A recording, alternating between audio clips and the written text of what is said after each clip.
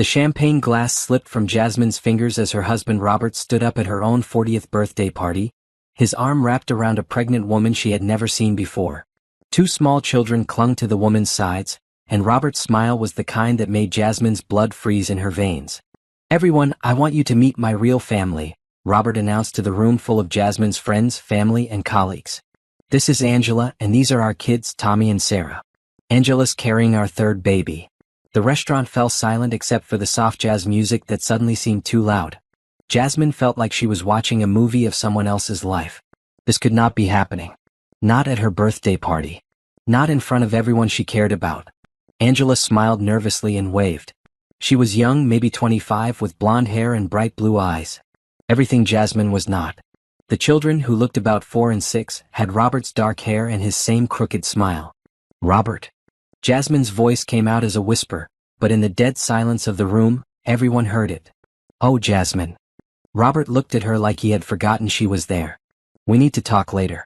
This party was the perfect time to make the announcement. "Everyone important is here." Jasmine's sister Lisa stood up so fast her chair fell over. "What are you talking about, Robert? This is Jasmine's birthday party." "Well, yes, but it seemed efficient to handle both things at once." Robert shrugged like he was discussing the weather. "Angela and I have been together for 7 years. The kids need stability, and with the new baby coming, we decided it was time to make everything official." 7 years. 7 years while he had been married to Jasmine for 12. While they had been trying to have children of their own. While she had blamed herself for their fertility problems and spent thousands on treatments. While she had supported his struggling business and worked double shifts at the hospital to keep them afloat. The room erupted. Jasmine's mother started crying. Her best friend Nicole was shouting at Robert, calling him names that would make a sailor blush. Her co-workers from the hospital stood frozen, unsure whether to leave or stay. Lisa was demanding answers, her voice getting higher with each question. But Jasmine just sat there, staring at the children who had Robert's eyes. 7 years old would make Tommy born right after she and Robert had renewed their wedding vows in Hawaii. 6 years old would make Sarah conceive during the same month Jasmine had her first miscarriage. "I know this is a shock," Robert continued, raising his voice over the chaos. "But Angela and I are getting married next month. I've already filed for divorce, Jasmine. You'll get the papers next week." "You filed for divorce without telling her?" Lisa's voice cracked. "At her birthday party?" "It seemed like the most efficient way to handle things," Robert repeated. "Efficient?" Like their 12-year marriage was a business merger gone wrong. Jasmine finally found her voice. It came out steady and calm, which surprised everyone, including herself. "How long have you been planning this?" "Planning what?" "This. The announcement. The divorce. The public humiliation." She stood up slowly, her legs shaking but her voice growing stronger. "How long have you been planning to destroy my life in front of everyone I care about?" Robert had the nerve to look annoyed. "Don't be dramatic, Jasmine. Life happens. People change. I fell in love. 7 years ago. While you were married to me." "Yes, well? While I was working 60-hour weeks to pay for your business loans." "That's not." "While I was taking fertility drugs that made me sick so we could have the children you told me you wanted desperately." Robert's face flushed red. "This isn't the place for this conversation." "No." Jasmine looked around the room. "You made it the place when you decided to announce your other family at my birthday party. In front of my friends. In front of my mother." She turned to Angela, who had been standing quietly through the whole exchange. "Did you know he was married?" Angela nodded, not meeting Jasmine's eyes. "He said you two were separated. That you knew about us. We live in the same house. We share the same bed. We went to marriage counseling last month because he said he wanted to work on our communication." Jasmine's voice was still calm, but everyone could hear the steel underneath it. "Did that sound separated to you?" Angela's face went white. She looked at Robert, then back at Jasmine. "He said. He lied to you too." Jasmine picked up her purse from the back of her chair. "Just like he lied to me for 7 years. Where are you going?" Robert demanded. "Home. To our house. That I pay the mortgage on."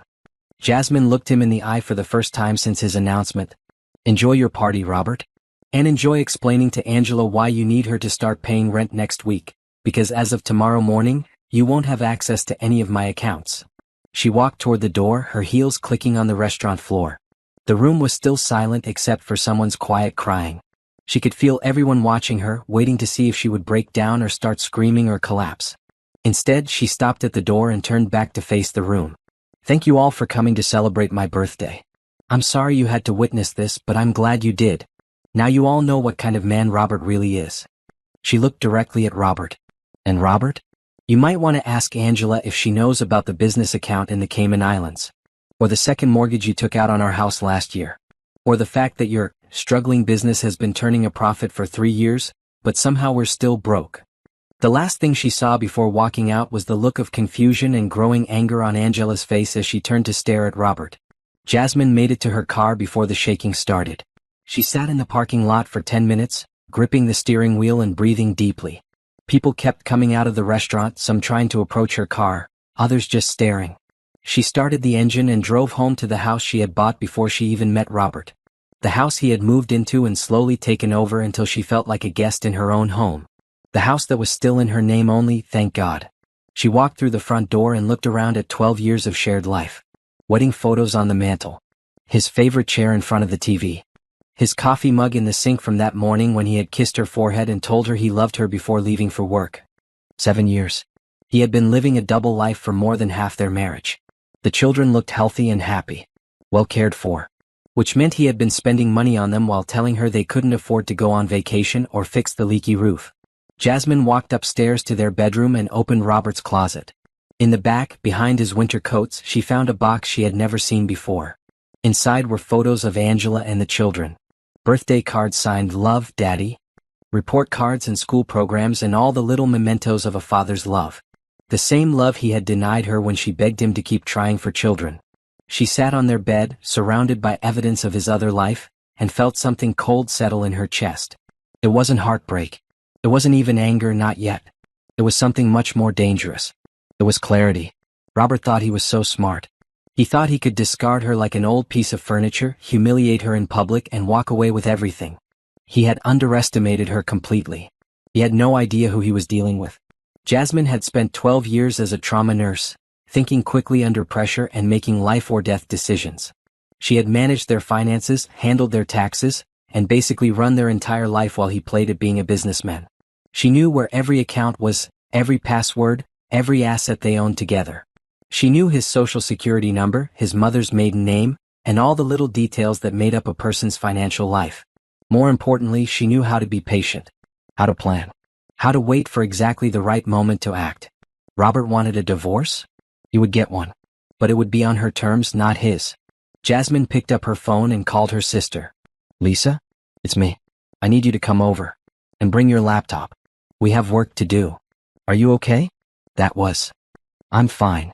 Better than fine, actually. I'm thinking clearly for the first time in years." Jasmine looked at herself in the bedroom mirror. Same face, same hair, but something fundamental had changed. "Robert thinks he just threw me away like garbage. He has no idea what he just unleashed." Lisa arrived 30 minutes later with Nicole close behind. They found Jasmine sitting at the kitchen table with a yellow legal pad, making lists in her neat handwriting. "Honey, what are you doing?"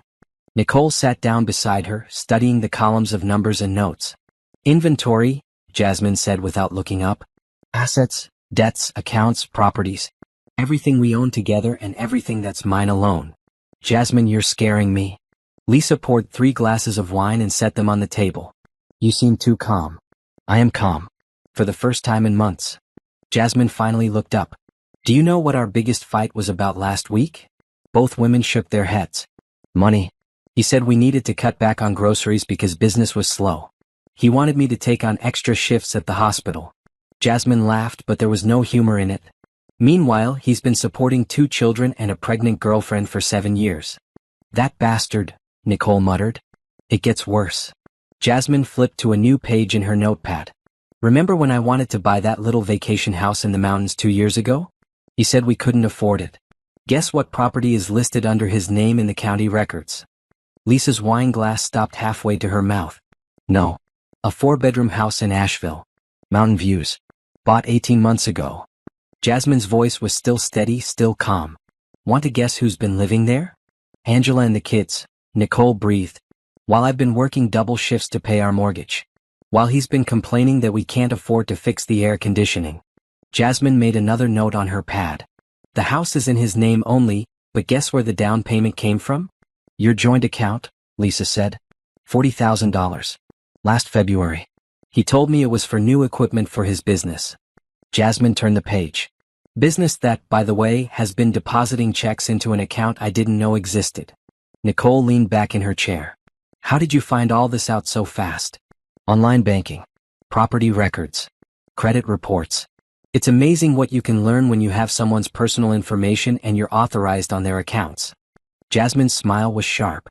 Robert always let me handle the finances because he said numbers bored him. He had no idea I was learning about every aspect of our financial life. What are you going to do? Lisa asked quietly. I'm going to destroy him. The words came out matter of fact, like she was discussing what to make for dinner. Legally, financially, socially. He wants to throw away 12 years of marriage and humiliate me in public? Fine. But he's going to pay for it. Jasmine? No. Jasmine's voice cut through Lisa's concern. Don't tell me to be the bigger person. Don't tell me to think about forgiveness. He didn't just cheat on me. He built an entire secret life with my money while lying to my face every single day. She stood up and started pacing. Do you know what the worst part is? I blamed myself. For years I thought I wasn't good enough. I thought there was something wrong with me because we couldn't have children. I took fertility drugs that made me sick. I went to therapy to figure out why I wasn't making him happy. You couldn't have known? He already had children. He was coming home from tucking his kids into bed and listening to me cry about wanting a baby. Jasmine's calm facade cracked for the first time. He held me while I cried about our failed IVF attempts, knowing he had a pregnant girlfriend at home. Nicole reached for her hand, but Jasmine pulled away. I'm done being the victim. I'm done being the understanding wife. I'm done making excuses for him. She sat back down and picked up her pen. He declared war tonight. He just doesn't know it yet. What's the plan? Lisa asked. Jasmine flipped to a fresh page. First, I secure everything that's legally mine. Bank accounts, investments, this house. Everything goes into accounts he can't touch. Can you do that? Most of our assets are in my name because his credit was terrible when we got married. The house, the car, the investment accounts, all mine. Jasmine made notes as she talked. He has access as my spouse, but I can revoke that access. What about his business? That's where it gets interesting. Jasmine's smile was cold. His business has 3 major contracts right now, all with companies where I know people. The hospital network, the medical supply company, and the real estate firm that handles half the properties in the city. Nicole caught on first. You're going to tank his business. I'm going to let his business tank itself. I'm just going to make sure the right people know about his character. Jasmine made another note. Dr. Peterson at the hospital is very concerned about the ethical standards of their vendors, especially when it comes to honesty and family values. Jasmine, that's smart. It's smart. Jasmine looked at her sister. Robert built his reputation on being the devoted family man. The guy who left work early for his wife's doctor appointments. The one who talked about how much he wanted children. She laughed bitterly. Well, now everyone knows the truth. He does have children. Just not with me. Lisa was quiet for a long moment. You're really going to do this? I'm really going to do this. Jasmine met her sister's eyes. Are you going to help me, or are you going to try to talk me out of it? What do you need? Research. Documentation. Witnesses. Jasmine turned to Nicole. You work in social media marketing. How fast can news spread in our social circle? Depends on the news. Video of tonight's announcement. I'm sure someone was recording the party. Nicole pulled out her phone. Already checked. Mrs. Chen was doing Facebook Live when Robert made his speech. It's been shared 47 times in the last hour. Perfect. Jasmine made another note. What about professional networks? LinkedIn industry groups? Give me 12 hours and everyone in the medical and business community will know what happened. Nicole's fingers were already flying over her phone screen. The advantage of being humiliated in front of witnesses is that you don't have to prove it happened. Good. Jasmine looked at both women. I need you to understand something. I'm not doing this out of spite. I'm not doing this because I'm hurt, though I am.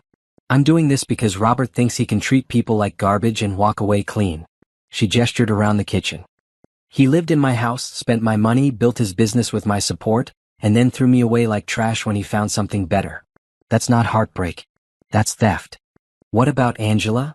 Lisa asked. She's pregnant. She has kids. Angela is welcome to him.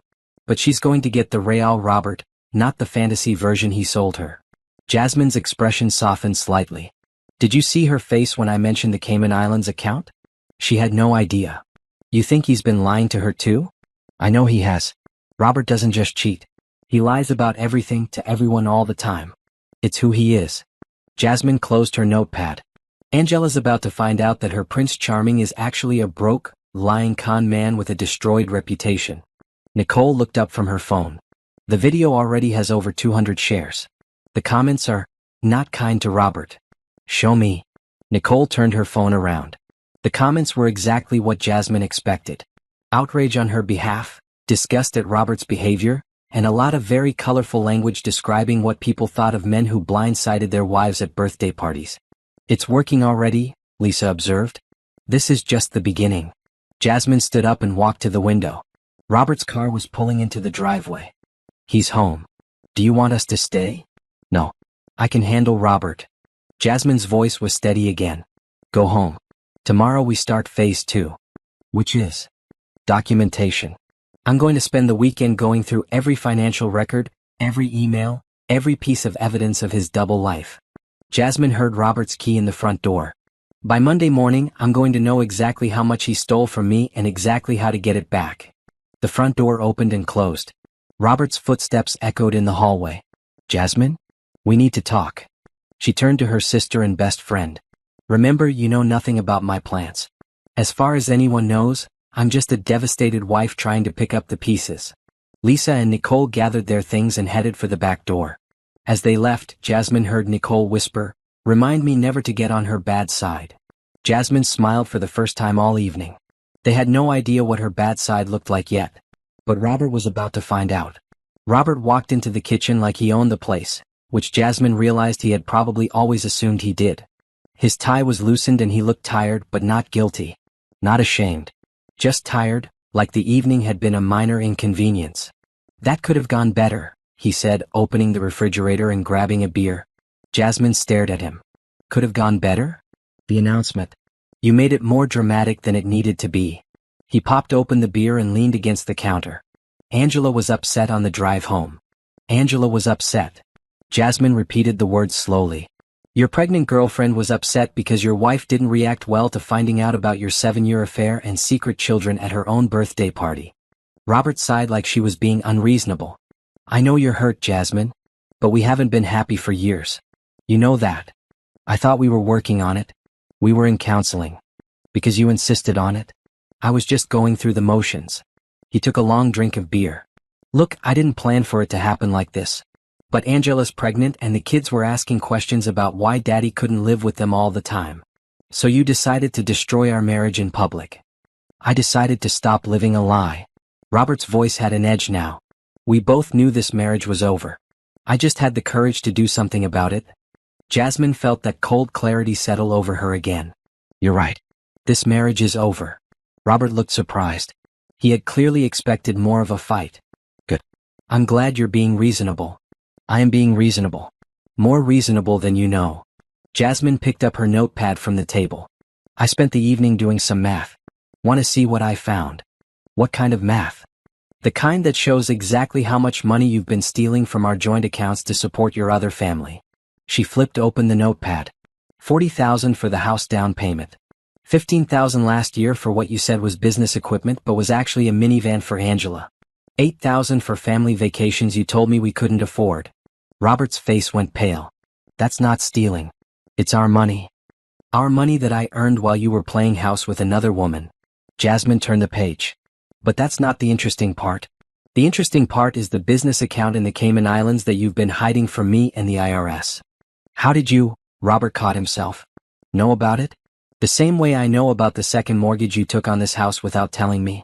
The same way I know about the credit cards you opened in both our names. Jasmine's voice was getting colder. The same way I know that your struggling business has actually been very profitable, but somehow we're always broke. Robert set down his beer hard enough to splash foam on the counter. You had no right to go through my private financial information. Private?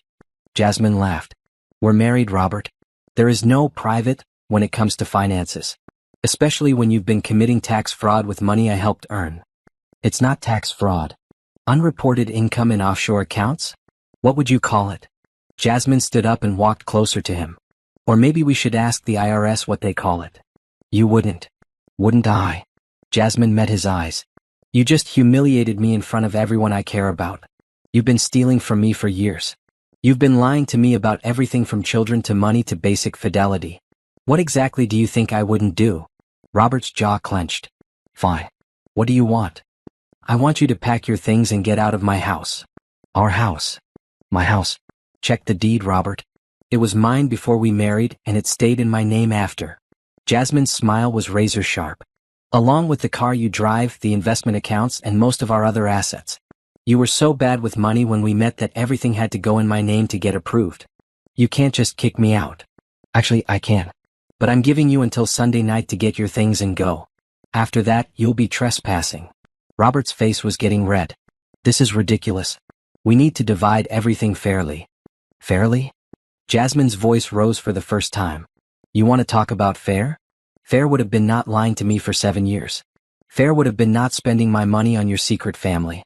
Fair would have been not making me think I was the problem in our marriage when you already had everything you claimed to want with someone else. She walked to the kitchen drawer and pulled out a manila folder. But if you want to talk about fair division of assets, let's talk about it. What's that? Everything I found tonight. Bank statements, property records, business filings, credit reports. Jasmine dropped the folder on the counter between them. Everything that shows how much you've stolen from me and hidden from the government. Robert reached for the folder, but Jasmine pulled it back. Not yet. First, we're going to discuss terms. What terms? You're going to sign whatever divorce papers I put in front of you. You're going to give up any claim to this house, my retirement accounts, my car, and anything else that was mine before we married or that I purchased with my earnings. That's everything we own. Funny how that works out when one person in the marriage actually works for a living. Jasmine's voice was deadly calm. In exchange, I won't report the tax fraud to the IRS or the business fraud to your clients. Business fraud. Using our joint credit to fund business expenses while reporting losses. Claiming business deductions on personal expenses for your other family. Shall I go on? Robert was quiet for a long moment. What about support? Alimony? Jasmine almost laughed. You want me to pay you alimony? After what you've done. I have children to support now. 3 of them. You've had children to support for 7 years. That's not my problem. Jasmine picked up the folder. But if you want to discuss child support, we should probably talk about the fact that you've been using marital assets to support children from an affair without your spouse's knowledge.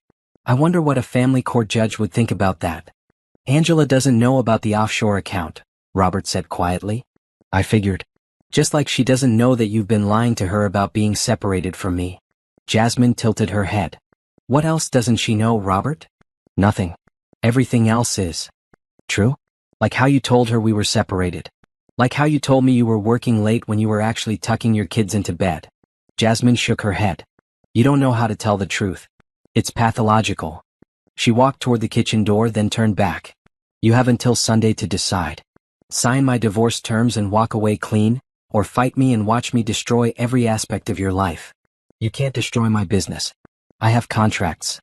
With companies that care about integrity and family values.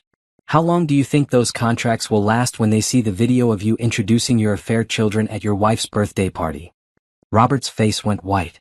What video?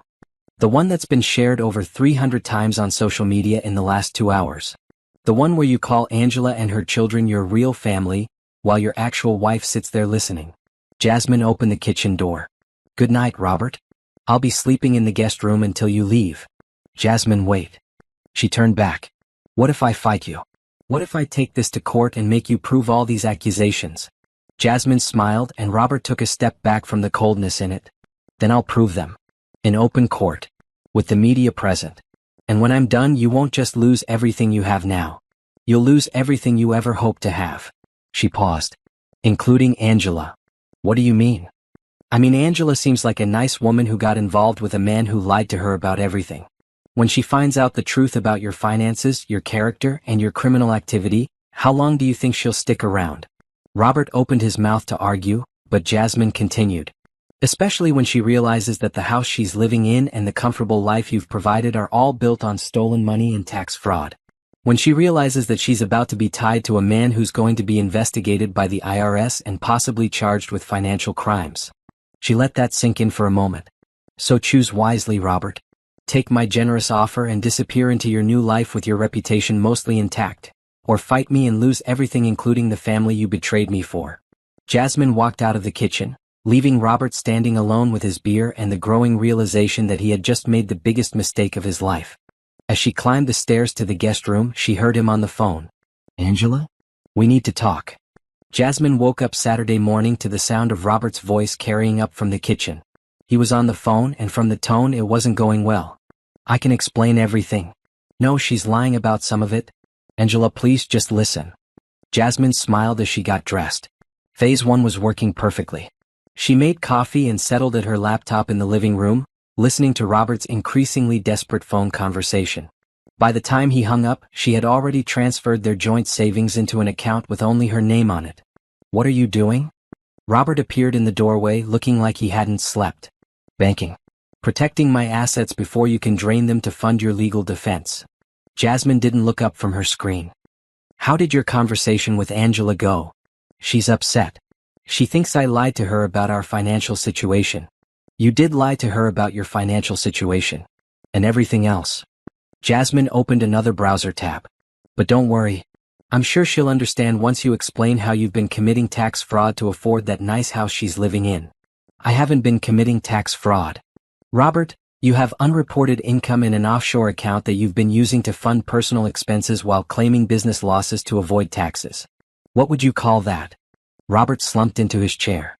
"It's complicated. It's theft. Theft from me, theft from the government, theft from every honest taxpayer who actually reports their income." Jasmine finally looked at him. "The question is, what are you going to do about it?" "What do you mean?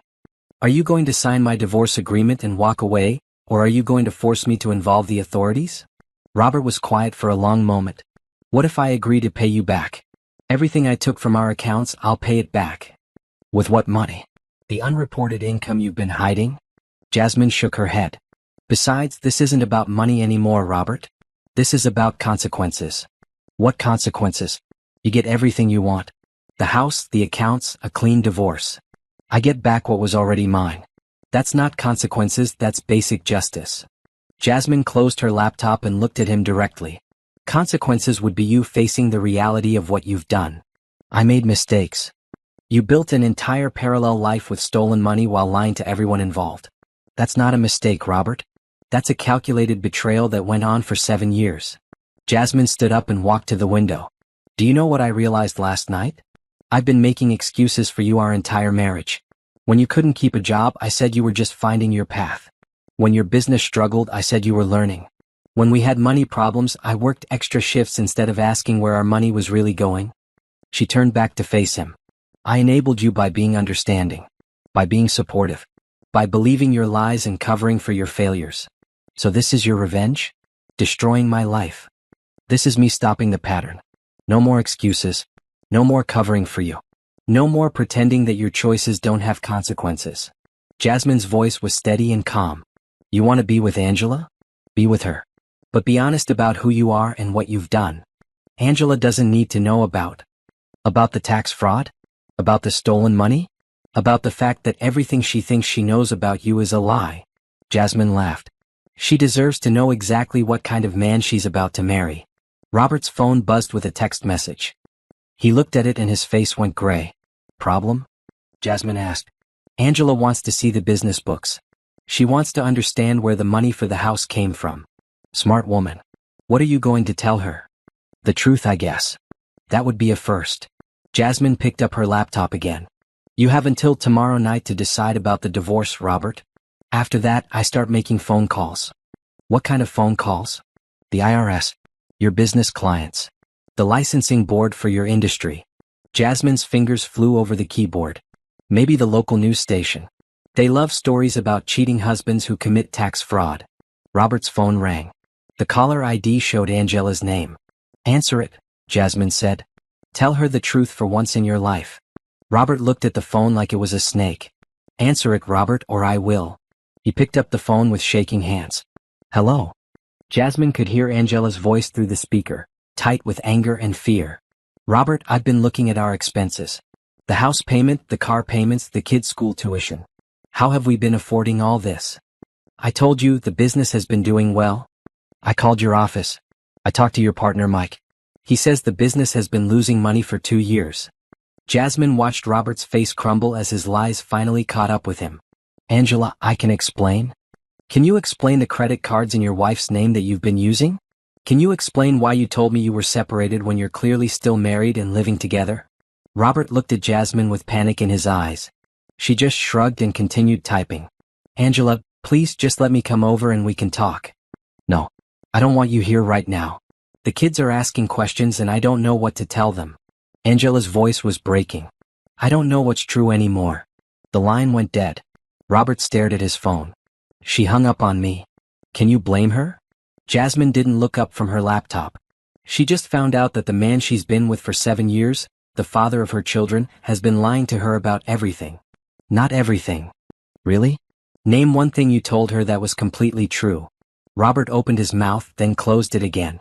That's what I thought. Jasmine made a note on her legal pad. You know what the saddest part is? You could have had a good life with Angela if you'd been honest from the start. But you're incapable of honesty. I love her. You love the idea of her. You love having someone who doesn't know who you really are. Jasmine finally looked at him. But love requires honesty, Robert. It requires respect. It requires actually caring about the other person's well-being. I do care about her well-being. You put her in a house that was purchased with stolen money. You involved her in tax fraud without her knowledge. You're about to make her the wife of a man under federal investigation. Jasmine's voice was sharp. If that's how you show you care, I'd hate to see what you do to people you don't like. Robert's phone buzzed again. This time it was a text message from his business partner Mike. What now? Jasmine asked, seeing his expression. Mike says 3 of our clients want to meet on Monday. They saw the video from last night. Robert's voice was hollow. They want to discuss the future of our contracts. The consequences are starting already. Jasmine made another note. What are you going to tell them? I don't know. You could try the truth. It's worth a shot. Robert glared at her. You're enjoying this. I'm not enjoying anything about this situation, Robert. I'm devastated that my marriage is over. I'm hurt that you betrayed me so completely. I'm angry that you humiliated me in public. Jasmine's voice was steady, but there was steel underneath it. But I'm also relieved that I finally know the truth. She closed her laptop and stood up. I'm going out for a few hours. When I come back, I want you to have made a decision.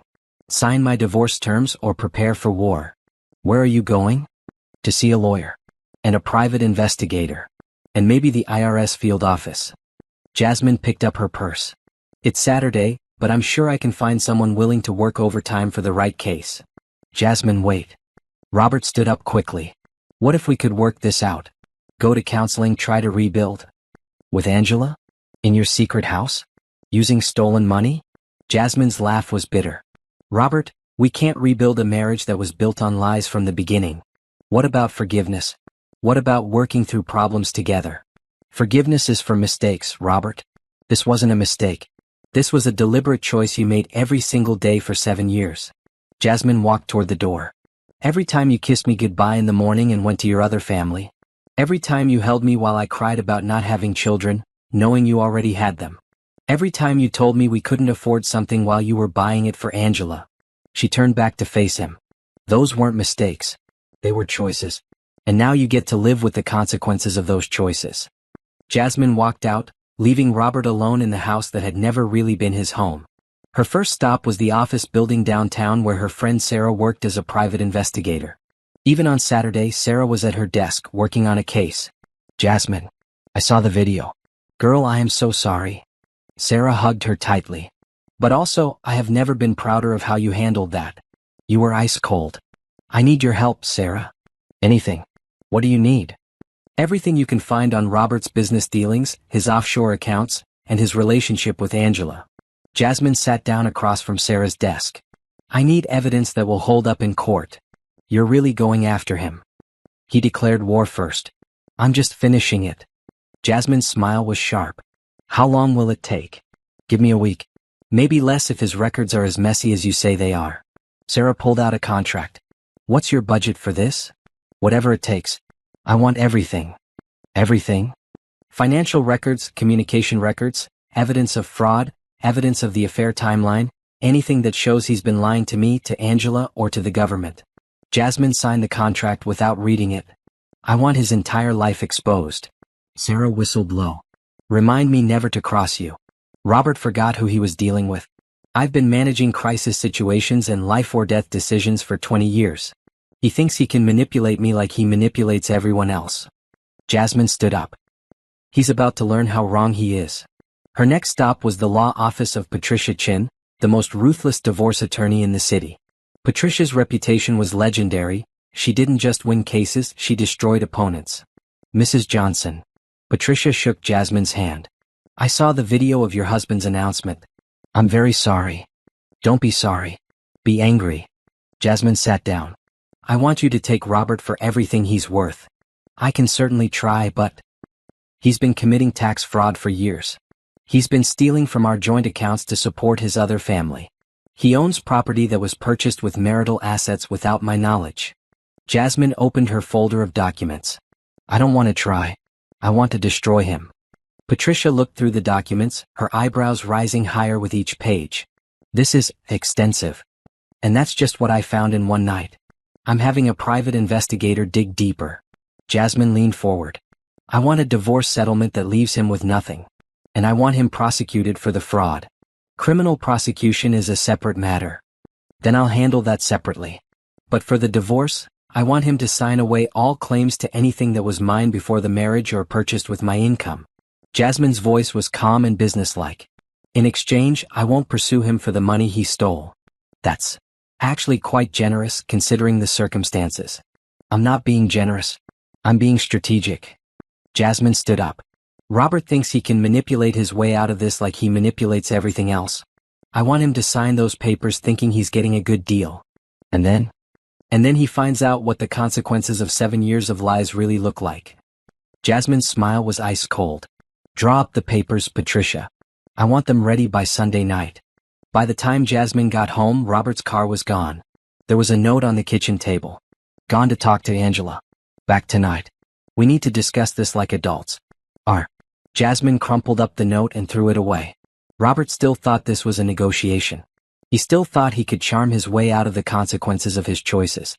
He was about to learn how wrong he was. She spent the rest of the day gathering every piece of documentation she could find. Bank statements, credit card bills, business records, emails, text messages, anything that showed the pattern of lies and theft that had defined their marriage. By Sunday morning, she had enough evidence to put Robert in prison. But prison wasn't her goal. Destruction was. Sunday morning brought 3 phone calls that changed everything. The first was from Robert's business partner, Mike. Jasmine, I'm so sorry about what happened at your party. I had no idea about any of this. Thank you, Mike. I appreciate that. I need to ask you something, and please know I'm not trying to cause more problems. Mike's voice was careful. Did you know that Robert has been using the business account for personal expenses? Jasmine sat up straighter. What kind of personal expenses? House payments, car payments, children's school tuition. Things that aren't business related. Mike paused. I've been reviewing our books, and there are some irregularities I'm concerned about. How concerned? Concerned enough that I think we need to involve an accountant. Maybe a lawyer. Mike sighed. Jasmine, I think Robert has been embezzling from the business. The second call came an hour later from Dr. Peterson at the hospital. Jasmine, I wanted to reach out personally after seeing what happened at your birthday party. Dr. Peterson, you didn't need to. Actually, I did. Robert's company handles several contracts for our hospital network, and after what I saw last night, I have concerns about their business practices. Jasmine's heart began to race. What kind of concerns? If Robert has been lying to his wife about fundamental aspects of their marriage and finances, what else might he be lying about? Invoice accuracy, service delivery, compliance with our ethical standards. Dr. Peterson's voice was firm. We're going to be conducting a full audit of all his contracts. I understand. I also wanted you to know that if you need any support during this difficult time off, employee assistance resources, anything, it's available to you. The third call came just as Jasmine was processing the implications of the first 2. Mrs. Johnson? This is Detective Williams with the Financial Crimes Unit.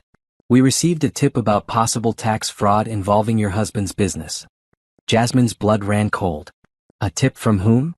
I can't share that information, but we'd like to speak with you about your knowledge of your husband's financial activities. Of course. When would you like to meet? How about this afternoon? I understand you may have documentation that could be relevant to our investigation. After hanging up, Jasmine sat in her kitchen trying to process what was happening. In the span of 2 hours, Robert's business partner had discovered embezzlement, his biggest client was initiating an audit, and the police were investigating him for tax fraud. Her phone rang again. This time it was Angela. Mrs. Johnson? This is Angela Morrison. I think we need to talk. Hello, Angela. I've been doing some research since Friday night, and I think Robert has been lying to both of us. Angela's voice was shaky but determined. Would you be willing to meet with me? Jasmine hesitated. This could be a trap or it could be an opportunity. Where would you like to meet? Somewhere public. The coffee shop on Main Street. I'll be there in an hour. Jasmine found Angela sitting in a corner booth, looking exhausted and stressed. The confident young woman from the birthday party was gone, replaced by someone who looked like she hadn't slept in days. Thank you for coming, Angela said as Jasmine sat down. Thank you for calling. They sat in awkward silence for a moment before Angela spoke again. I need to know the truth about Robert. All of it. What has he told you? That you two have been separated for 2 years. That you knew about us from the beginning. That you were okay with the arrangement because your marriage was over anyway. Angela's voice was bitter. But after Friday night, I know that's not true. None of that is true. I figured. Angela pulled out a folder. I've been going through our finances this weekend. The house we live in, the cars we drive, the kids' private school tuition. None of it adds up with what Robert tells me he makes. Jasmine looked at the papers Angela had spread on the table. Bank statements, credit card bills, mortgage documents. How much do you know about his business? He says it's been struggling for years. That's why we can't get married officially.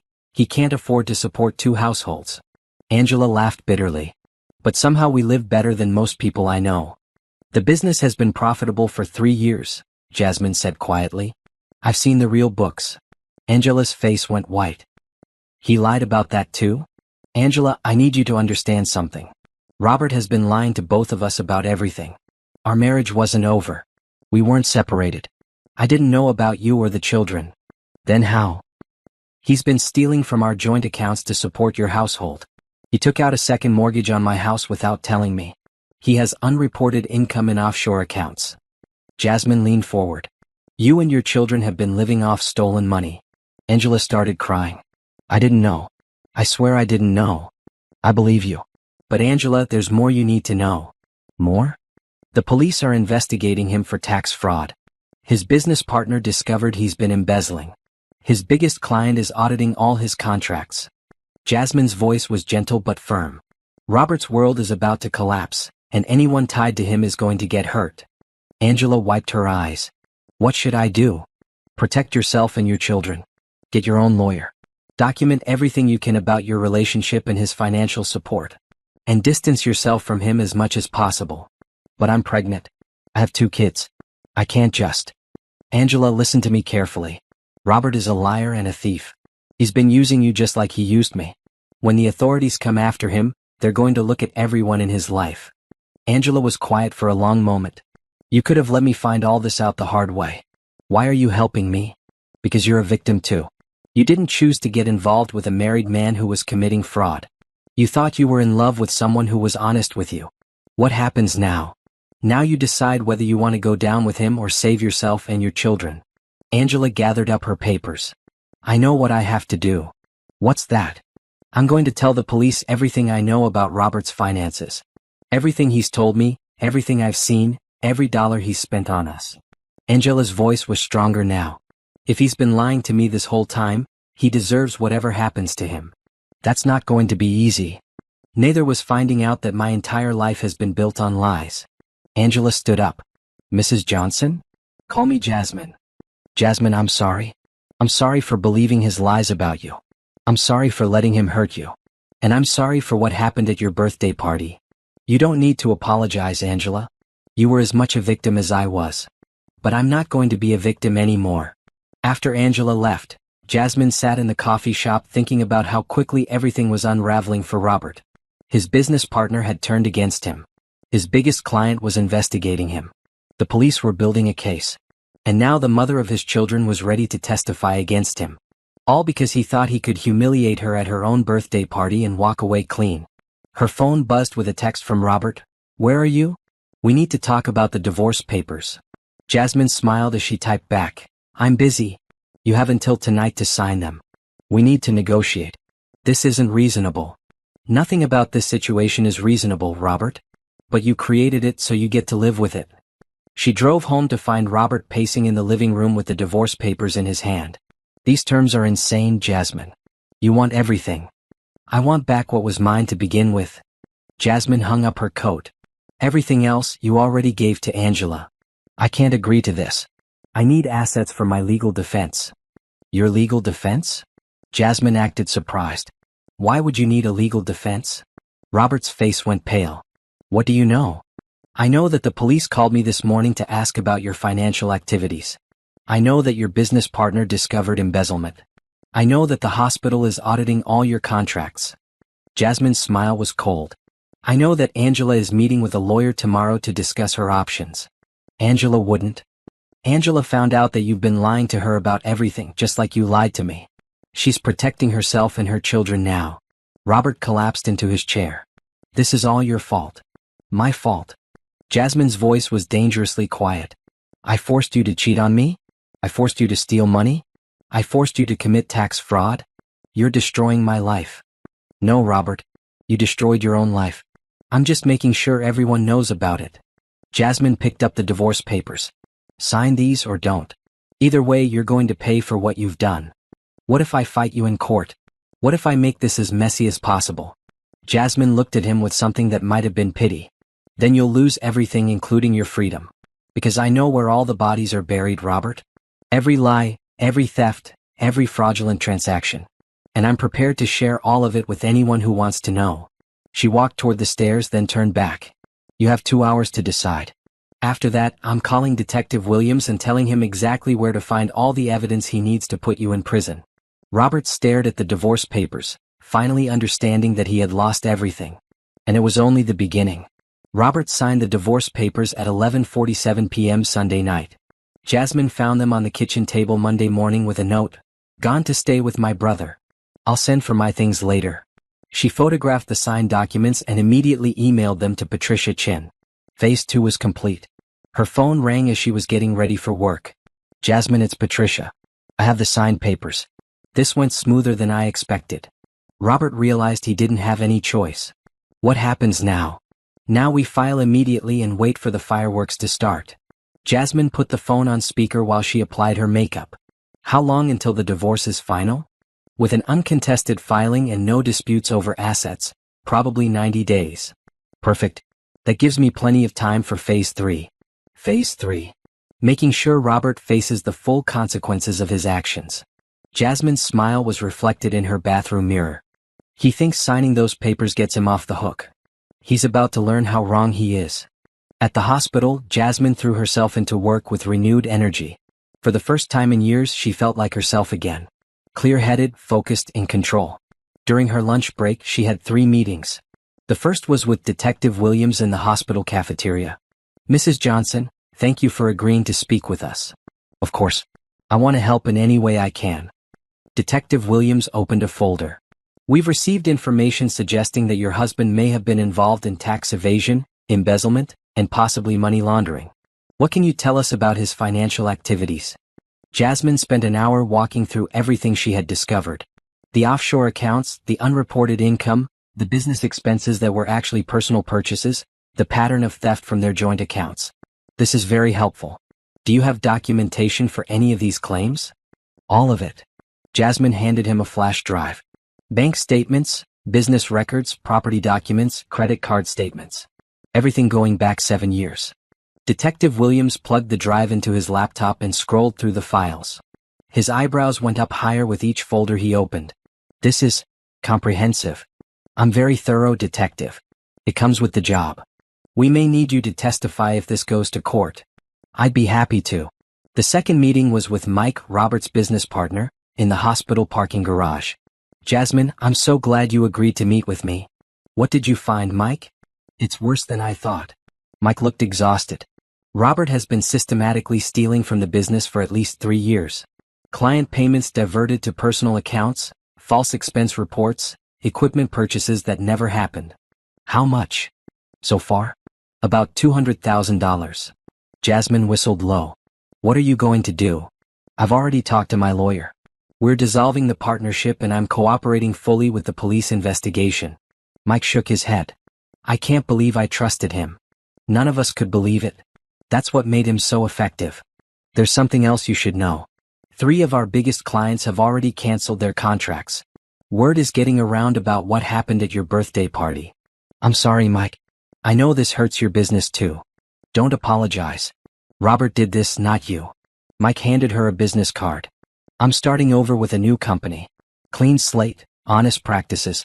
If you ever need anything, call me. The third meeting was with Angela in the hospital chapel. How are you holding up? Jasmine asked. I've been better. Angela's eyes were red from crying. I met with a lawyer this morning. She says I need to prepare for the possibility that Robert will go to prison.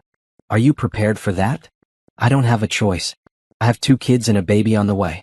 I can't afford to go down with him. Angela wiped her eyes.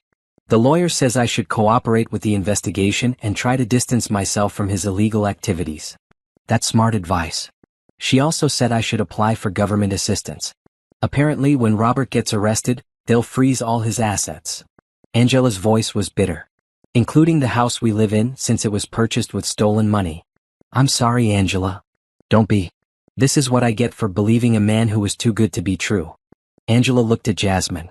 Can I ask you something? Of course. Are you doing all this for revenge? Jasmine thought about the question carefully. I'm doing this for justice. Robert hurt a lot of people with his lies and theft. He needs to face consequences for that. But you're also angry. I'm furious. But fury doesn't make good decisions. Planning does. Jasmine's voice was calm. Robert thought he could manipulate and betray people without consequences. I'm proving him wrong. What happens to me and the kids? You rebuild. You tell the truth. You take care of your children. And you never trust a man who tells you what you want to hear instead of what you need to know. Angela nodded. The lawyer wants me to make a full statement to the police about everything Robert told me and everything I witnessed. Will you do it? Yes. He lied to me for 7 years. He put my children at risk. He made me an accomplice to crimes I didn't even know were happening. Angela's voice was stronger now.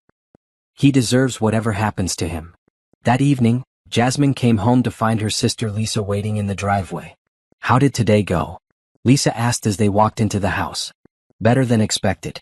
The police have enough evidence to arrest Robert anytime they want. His business partner is cooperating with the investigation. Angela is ready to testify against him. Jasmine poured 2 glasses of wine. And the divorce papers are signed and filed. So it's over? The legal part is just beginning. But the hard part is over. Jasmine sat down across from her sister. Robert thought he was so smart. He thought he could play everyone and walk away clean. And now he's about to find out that actions have consequences. Jasmine's smile was satisfied. He wanted to destroy my life in public? Fine. But now his destruction is going to be just as public. What's next? We wait. The police will arrest him within the week. The IRS will freeze his accounts. His remaining clients will drop him when they see the news coverage. Jasmine took a sip of wine. And then Robert will understand what it feels like to have your entire life destroyed by someone you trusted. Lisa was quiet for a moment. Do you think you'll ever forgive him? Forgiveness is for people who are sorry for what they've done. Robert isn't sorry. He's just sorry he got caught. Jasmine looked out the window at the house that was finally, truly hers again. But forgiveness isn't the point anymore. Justice is. Her phone buzzed with a text from an unknown number. This is Robert. I know what you're doing. It needs to stop. Jasmine showed the text to Lisa, who shook her head in amazement. He still thinks he can control this situation. Jasmine typed back. I'm not doing anything, Robert. I'm just telling the truth. If that's destroying your life, maybe you should have thought about that before you built your life on lies. The response came immediately. We can work this out. I'll pay back everything I took. We can settle this privately. Too late for private settlements. You made this public when you humiliated me at my birthday party. Now everyone gets to see who you really are. Jasmine, please. Think about Angela and the kids. They don't deserve this. Jasmine stared at the text for a long moment before responding. You should have thought about Angela and the kids before you committed crimes that would destroy their family. This is your doing, not mine. She blocked the number and turned off her phone. Is it really over? Lisa asked. Not yet. But soon. Jasmine raised her wine glass. To new beginnings. To getting even. No, Jasmine corrected. To getting justice. Getting even would have been cheating on Robert or embarrassing him at a party. This is making sure he faces the full consequences of 7 years of lies, theft, and betrayal. She smiled, and for the first time in months, it reached her eyes. Robert wanted to throw me away like garbage and start over with a clean slate. Instead, he's going to lose everything while I get my life back. That's not revenge. That's justice. And it's just getting started. The arrest happened on Wednesday morning. Jasmine was at work when Nicole called with the news. Turn on Channel 7. Robert's being led away in handcuffs. Jasmine found a television in the break room and watched as her soon-to-be ex-husband was escorted from his office building in downtown. The news reporter was explaining the charges: tax evasion, embezzlement, money laundering, and fraud. Her phone started buzzing immediately. Text from Lisa, "Are you okay?" Text from her mother, "I saw the news. Do you need me to come over?" Text from Dr. Peterson, "Take the day off if you need to." But Jasmine felt fine. Better than fine, actually. She felt vindicated. The news coverage was extensive. The story had everything the media loved: wealthy businessman, secret family, betrayed wife, financial crimes. By noon, it was the lead story on every local news station. The video from her birthday party was playing on repeat, with commentary from legal experts about the charges Robert was facing. Social media was exploding with reactions, most of them expressing sympathy for Jasmine and outrage at Robert's behavior. Her phone rang. It was Patricia Chin. "Jasmine, are you watching the news?" "Yes." "How does this affect the divorce?" "It accelerates everything. Robert's assets are being frozen, which means he can't fight our settlement even if he wanted to." Patricia sounded pleased. "You're going to get everything you asked for." "What about his legal defense?" "That's his problem now. He'll have to rely on a public defender or find someone willing to work for free." Patricia paused. "Which, given the evidence against him, won't be easy." That evening, Jasmine's house was surrounded by news vans. She stayed inside and let the reporters speculate about her reaction to her husband's arrest. She had nothing to say to them anyway. Her reaction was private satisfaction that justice was finally being served. The real entertainment came from watching Robert's social circle distance themselves from him. His golf buddies stopped returning his calls. His business associates issued statements condemning his actions. The country club quietly revoked his membership. Angela was handling the media attention differently. She had hired a public relations firm to help manage her image as another victim of Robert's deception. The PR strategy was working. She was being portrayed as a single mother who had been lied to and manipulated by a master con artist. Which, Jasmine reflected, was actually true. Friday brought more developments. Mike held a press conference announcing the dissolution of his partnership with Robert and the formation of his new company. He spoke about the importance of ethical business practices and promised that his new firm would operate with complete transparency. 3 more of Robert's clients terminated their contracts and demanded audits of all previous work. The hospital system announced they were considering legal action to recover any fraudulent charges from Robert's company. But the most interesting development came from an unexpected source. Robert's brother called Jasmine directly. "Jasmine, this is David. Robert's brother." "Hello, David. I wanted to apologize for what Robert did to you. What he did at your birthday party was unforgivable." "Thank you. I also wanted you to know that our family had no idea about any of this. The affair, the financial crimes, none of it. I didn't think you did. Robert came to stay with me after he left your house, but I asked him to leave after he was arrested. I can't have my children around someone who's facing federal charges." Jasmine was surprised by this. "Where is he staying now?" "I don't know. Angela won't let him in the house, and he can't afford a hotel since his accounts are frozen." David's voice was tired. "He's been calling everyone in the family asking for money for a lawyer. Is anyone helping him?" "No. We all feel terrible for what he put you through, and frankly, we're embarrassed to be related to him." David paused.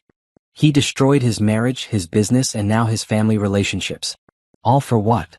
I wish I knew." "Jasmine, can I ask you something?" "Of course. Do you think there's any chance this is all a misunderstanding?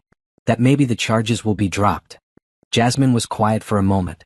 David, I've seen the evidence. Robert stole hundreds of thousands of dollars and hid millions in offshore accounts. He committed fraud, tax evasion, and embezzlement. These aren't misunderstandings. I was afraid you'd say that. I'm sorry. I know this is hard for your family too. It is. But Robert made his choices. Now he has to live with them. The weekend brought a new wave of revelations. A local newspaper ran an investigative piece about Robert's business practices, revealing a pattern of overcharging clients and providing substandard services. Former employees came forward with stories of being asked to falsify records and inflate invoices. The article painted a picture of a man who had been running scams for years, getting progressively bolder as he got away with smaller crimes. Monday morning brought the most satisfying development yet. Angela held her own press conference. Jasmine watched from her office as Angela, flanked by her lawyer and a victim's advocate, told the world about Robert's deception. She spoke about being lied to about his marital status, about discovering that their comfortable lifestyle was funded by stolen money, and about her decision to cooperate fully with law enforcement. I want other women to know that if something seems too good to be true, it probably is, Angela said to the cameras. Robert presented himself as a successful businessman who was separated from his wife and ready to start a new family. Every single part of that was a lie. The reporter asked, "What do you want people to know about Robert Johnson?" "I want them to know that he's a master manipulator who destroyed multiple families with his lies and crimes. He's not a victim. He's not someone who made mistakes. He's a criminal who hurt everyone who trusted him." Angela's lawyer stepped forward. "My client and her children are victims of Mr. Johnson's criminal enterprise. She will be seeking full custody of their children and maximum child support, assuming Mr. Johnson has any assets left after restitution." Jasmine turned off the television and smiled. Angela had learned quickly. Her phone rang. It was Detective Williams. "Mrs. Johnson, I wanted to update you on the case." "What's the latest?" "Robert's been denied bail. The judge considered him a flight risk given the offshore accounts and the possibility of additional charges." The detective sounded satisfied. "He'll be in custody until trial." "How long will that be?" "Probably 6 to 8 months. But honestly, with the evidence we have, I expect him to plead guilty long before then." "What kind of sentence is he looking at?" "Federal tax evasion and money laundering? Probably 8 to 10 years minimum." Jasmine closed her eyes. 8 to 10 years. Robert would be nearly 50 when he got out, with no business, no reputation, no assets, and probably no family. "Mrs. Johnson? Are you okay?" "I'm fine, Detective. Thank you for the update." After hanging up, Jasmine sat in her office thinking about everything that had happened in 2 weeks. Robert had gone from successful businessman with a loving wife and secret family to federal prisoner facing a decade in jail. All because he thought he could humiliate her publicly and walk away clean. Her computer chimed with an email from Patricia Chin. "Divorce finalized. All assets transferred as agreed.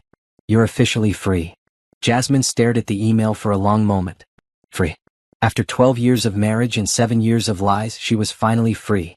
Her phone buzzed with a text from an unknown number. "I hope you're happy. You've destroyed everything." It was Robert, somehow texting from jail.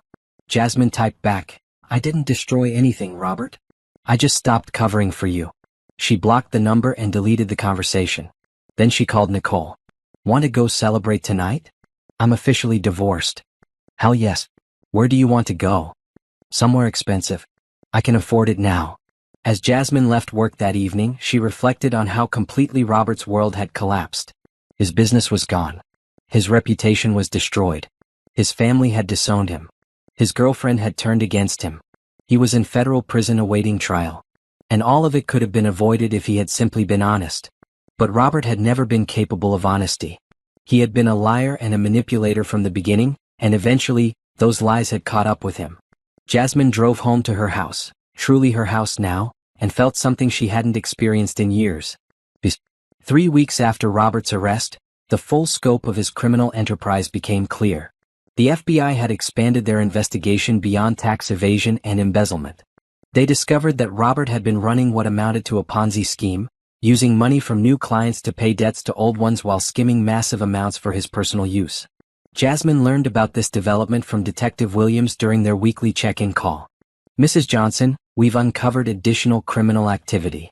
Your husband was operating a sophisticated financial fraud scheme that victimized dozens of clients." "How sophisticated?" He would bid artificially low on contracts to win business, then inflate charges and create fake expenses to justify cost overruns. When clients complained, he would offer partial refunds paid for with money stolen from other clients. Jasmine shook her head. How long had this been going on? At least 5 years. Possibly longer. Detective Williams paused. We're estimating total damages in excess of $2 million. $2 million. Jasmine's voice was sharp. How did no one notice? That's the sophisticated part. He targeted small to medium businesses that didn't have dedicated accounting departments.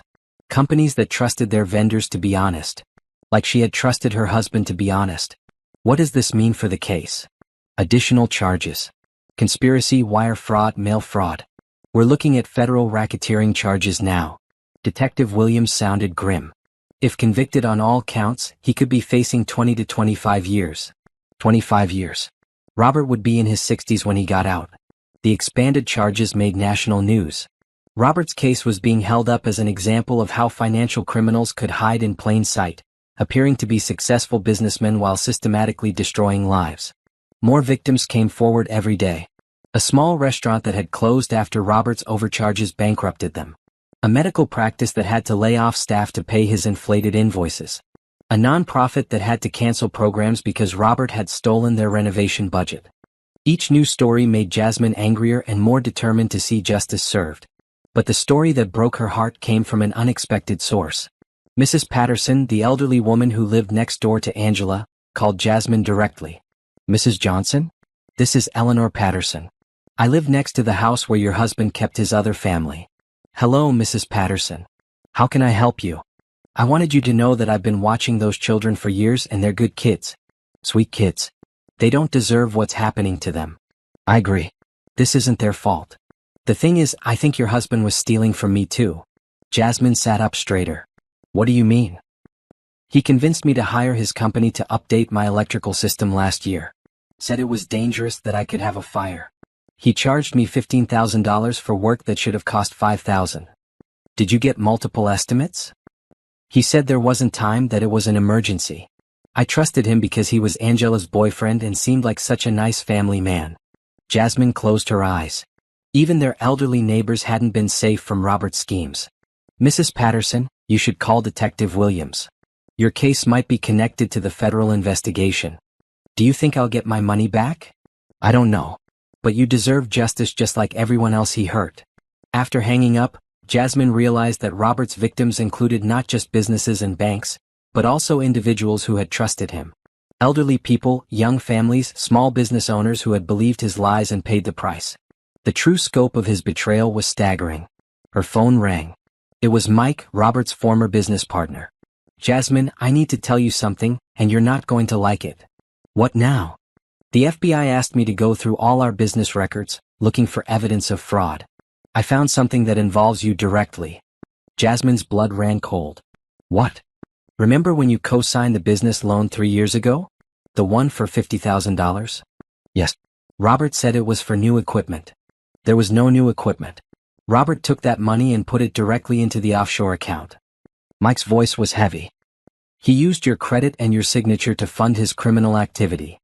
I co-signed a loan for money that was stolen? Technically, yes. Which means you might be liable for the loan even though you never saw any of the money. Jasmine felt sick. Even after everything, Robert was still finding ways to hurt her. What can I do? My lawyer says you should file a police report for identity theft and fraud. Document that you were deceived about the purpose of the loan and had no knowledge of the criminal activity. Will that protect me from liability? Probably. You're clearly a victim here, not a co-conspirator. But you need to act quickly to establish that you were defrauded. After filing the police report, Jasmine sat in her car outside the police station and tried to process the magnitude of Robert's crimes. He hadn't just betrayed her personally, he had used her credit and reputation to fund his criminal enterprise. For 3 years, she had been unknowingly complicit in his fraud because she had trusted him enough to co-sign a business loan. Her phone buzzed with a call from Angela. Jasmine, I just got off the phone with the FBI. They want to interview Tommy and Sarah. The children? Why? Apparently Robert used to bring them to his office sometimes, and they might have overheard conversations about hiding money or lying to clients. Angela's voice was strained. They want to know if the kids ever heard him talking about secret accounts or fake invoices. That's horrible. They're just children. I know. But the FBI says their testimony could be important for establishing the timeline of Robert's crimes. Will you let them be interviewed? I don't have a choice. If I refuse, they'll get a court order. Angela was crying now. Those kids loved Robert. They thought he was a good father. Now they're finding out he's a criminal who put their whole family at risk. I'm sorry, Angela. I know this is hard. The worst part is they're asking questions I can't answer. Tommy wants to know why Daddy is in jail. Sarah keeps asking if we're going to be okay. Angela's voice broke. I don't know what to tell them. Tell them the truth. That their father made bad choices and now he has to face the consequences. But they're so young. They don't understand why the police took him away or why we can't visit him or why their friends at school are talking about seeing him on the news. Jasmine felt a pang of sympathy for the children who were paying the price for their father's crimes. Angela, have you thought about getting them counseling? This is a lot for kids to process. I can't afford counseling. I can't afford anything. The government froze all of Robert's accounts, including the one he used to pay the kids' expenses. What about child support? From a man in federal prison? Even if he gets out eventually, he'll never be able to pay meaningful support. The restitution alone will bankrupt him for life. For the first time since this all started, Jasmine felt something other than anger or satisfaction. She felt pity. Not for Robert, he deserved everything that was happening to him. But for the children who had lost their father and their security through no fault of their own. Angela, if you need help with anything practical, finding resources, navigating the legal system, call me. Why would you help me? I was part of what he did to you. You were a victim just like me. And those children are innocent. Jasmine's voice was firm. Robert destroyed enough lives. I'm not going to let his children suffer more than they already have. Thank you. That means a lot. That evening, Jasmine called her sister to talk through her complicated feelings about everything that was happening. I thought I'd feel better when Robert got arrested, she told Lisa. I thought justice would feel more satisfying. But seeing what it's doing to those kids, knowing that elderly people like Mrs. Patterson got scammed, realizing how many lives he destroyed, it's not satisfying. It's just sad. You can feel sad about the collateral damage and still be glad that Robert is facing consequences. I know. It's just hard to celebrate when so many innocent people got hurt. Lisa was quiet for a moment. Do you regret exposing him? No. He needed to be stopped. If I hadn't acted when I did, he would have kept hurting people until someone else caught him. Jasmine looked out her window at the house that was finally, truly hers. I just wish he had been capable of being honest from the beginning. None of this had to happen. But it did happen. And now it's over. Not yet. The trial hasn't even started. But your part is over. You exposed him, protected yourself, and got justice. Everything else is just consequences playing out. Jasmine thought about that. Her part was over. She had done what she needed to do to protect herself and ensure that Robert faced consequences for his actions. The rest was just watching those consequences unfold. And they were going to keep unfolding for a very long time. The trial began 6 months later. Robert had refused a plea deal that would have given him 15 years in federal prison, insisting he could beat the charges. His court-appointed lawyer had tried to argue that Robert was a businessman who made poor decisions, not a criminal mastermind. But the evidence was overwhelming. Hundreds of fraudulent invoices, fake business expenses, unreported offshore accounts, and victim after victim testifying about how Robert had deceived them. Jasmine testified on the third day of the trial. She wore a simple navy blue suit and spoke calmly and clearly about discovering Robert's double life, his theft from their joint accounts, and his pattern of lies that had lasted their entire marriage. Mrs. Johnson, the prosecutor asked, did you have any knowledge of your husband's criminal activities? None whatsoever. I believed we were struggling financially while he was actually hiding millions of dollars in offshore accounts. How did that make you feel when you discovered the truth? Betrayed. But more than that, I felt used. He had turned me into an unwilling accomplice by using my credit and my income to fund his crimes. Robert's lawyer tried to paint Jasmine as a vindictive ex-wife seeking revenge, but the financial evidence spoke for itself. The prosecutor had documented every stolen dollar, every fraudulent transaction, every lie Robert had told. When Angela testified, she was devastating. She spoke about 7 years of believing she was in a relationship with an honest man who was separated from his wife. She described discovering that everything about their life together was built on stolen money. Did Mr. Johnson ever tell you where the money for your house came from? The prosecutor asked. He said his business was doing well and he had been saving for years to buy us a home. Did you believe him? I had no reason not to believe him. He seemed like a successful businessman. When did you learn the truth? When his wife confronted me at the birthday party.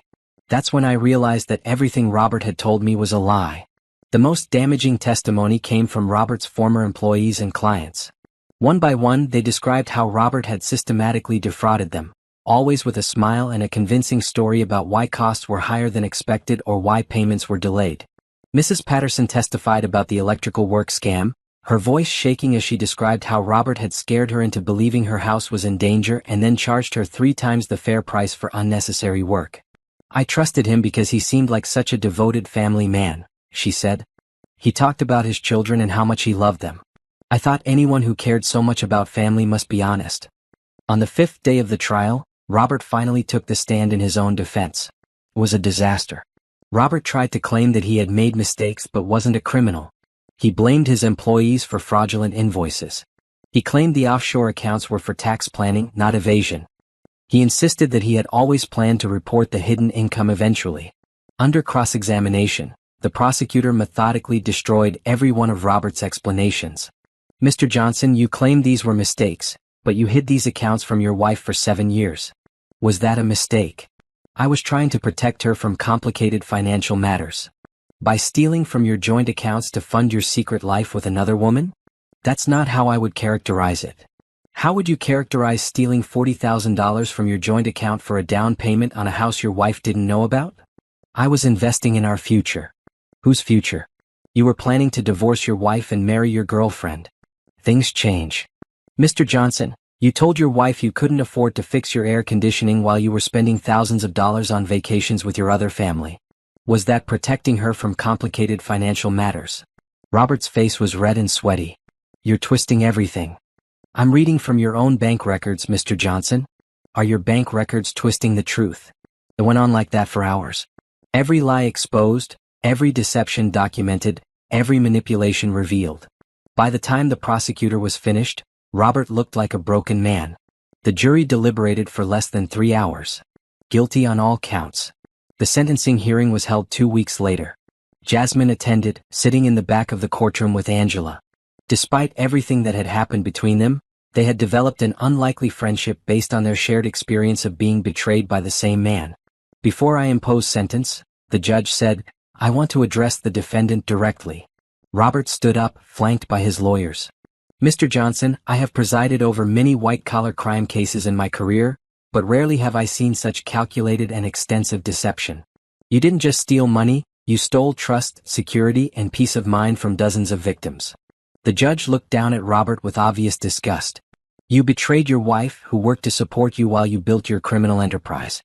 You deceived Ms. Morrison, who believed she was in love with an honest man. You defrauded elderly clients who trusted you with their life savings. You turned your own business into a criminal organization. Robert stood silently, staring at the floor. Most disturbing of all, you showed no remorse throughout this process. Even during trial, you continued to lie and blame others for your choices. You have demonstrated that you are incapable of taking responsibility for your actions. The judge paused and looked at his notes. The prosecution has asked for the maximum sentence under federal guidelines. The defense has asked for leniency based on your lack of prior criminal history. But your lack of prior convictions doesn't negate the scope and duration of your crimes. Jasmine held her breath. I hereby sentence you to 22 years in federal prison, followed by 5 years of supervised probation. You will pay full restitution to all victims, and all assets connected to your criminal enterprise will be forfeited to the government. 22 years. Robert would be in his 60s when he got out, assuming he lived that long. Angela started crying quietly beside Jasmine. Not from sadness but from relief that it was finally over. As the bailiffs led Robert away in shackles, he turned and looked directly at Jasmine for the first time since the trial began. His expression wasn't apologetic or remorseful. It was pure hatred. Even now, facing decades in prison, Robert blamed her for his downfall instead of taking responsibility for his choices. Jasmine met his gaze steadily and felt nothing but pity for a man who had destroyed so many lives and still couldn't understand that he had brought it all on himself. After the sentencing, Jasmine and Angela walked out of the courthouse together. How do you feel? Angela asked. Relieved. You. Free. For the first time in months I feel free. They stood on the courthouse steps, watching the news crews report on Robert's sentencing. The story was already spreading 22 years for the businessman who had introduced his secret family at his wife's birthday party. What will you do now? Jasmine asked. Start over. Find a job, get the kids settled in a new school, build a life that's not based on lies. Angela looked at Jasmine. What about you? The same, I think. Start over. They walked to their cars in comfortable silence. As Jasmine drove home, she reflected on everything that had happened in the year since her birthday party. Robert had thought he could humiliate her publicly and walk away clean. Instead, he had exposed himself as a criminal and destroyed his own life. Justice had been served, but it felt different than she had expected. Not triumphant or satisfying, just complete. Her phone rang as she pulled into her driveway. It was Detective Williams. Mrs. Johnson, I wanted to call and thank you for your cooperation throughout this investigation. Of course. I'm glad we got him. Your documentation and testimony were crucial to securing the conviction. Without your evidence, Robert might have gotten away with it. I'm glad I could help. There's one more thing. The judge has ordered Robert to pay full restitution to all victims. Given the forfeiture of his assets and the money we recovered from the offshore accounts, most victims should get back at least 80% of what they lost. That's good news. It is. Your ex-husband will spend the next 2 decades in prison, but at least his victims will get some measure of justice. After hanging up, Jasmine sat in her car looking at the house that had been her refuge throughout this ordeal. The house that was truly hers now, free and clear of any claims from Robert. She was 41 years old, divorced and starting over. But for the first time in years she was starting over as herself, not as Robert's wife, not as someone covering for his lies, not as someone making excuses for his failures. Just herself. And that felt like victory enough. 1 year after the trial, Jasmine's life looked completely different. She had been promoted to head nurse in the emergency department, a position that came with both more responsibility and significantly higher pay. Her colleagues respected her not just for her professional skills, but for the grace and strength she had shown during the most difficult period of her life. The house was truly hers now, renovated and redecorated to reflect her own taste rather than compromising with Robert's preferences. She had finally fixed the leaky roof and upgraded the air conditioning, improvements Robert had claimed they couldn't afford while he was spending money on his secret family.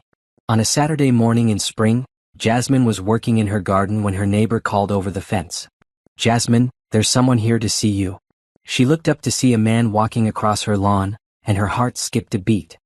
He was tall, with silver hair and kind eyes, wearing jeans and a button-down shirt that suggested he was comfortable without being careless about his appearance.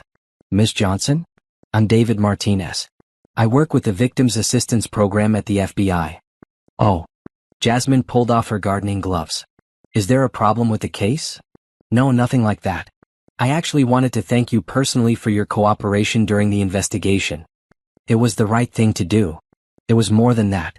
Your documentation and testimony were instrumental in securing justice for dozens of victims. David smiled, and Jasmine noticed he had a nice smile. I've worked hundreds of financial crime cases, and I've never seen a victim who was so organized and thorough in gathering evidence. I'm a trauma nurse.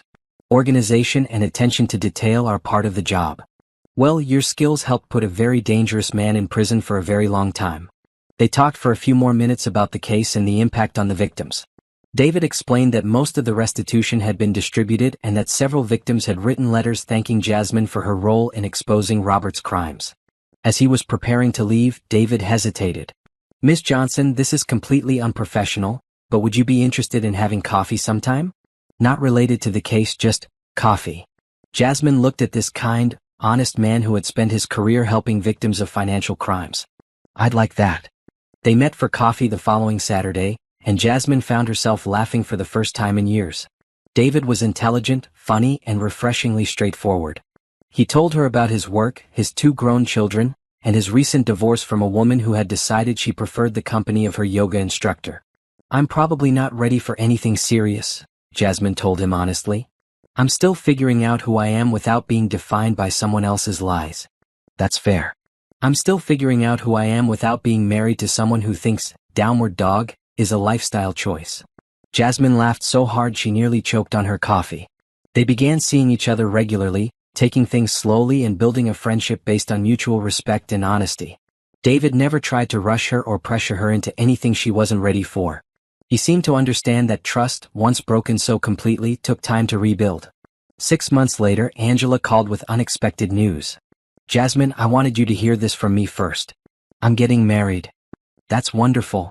Who is he?" "His name is Marcus. He's a teacher at Tommy's school. He's kind, honest, and the kids love him." Angela's voice was happy in a way Jasmine had never heard before. "He knows everything about Robert and the trial, and he doesn't care.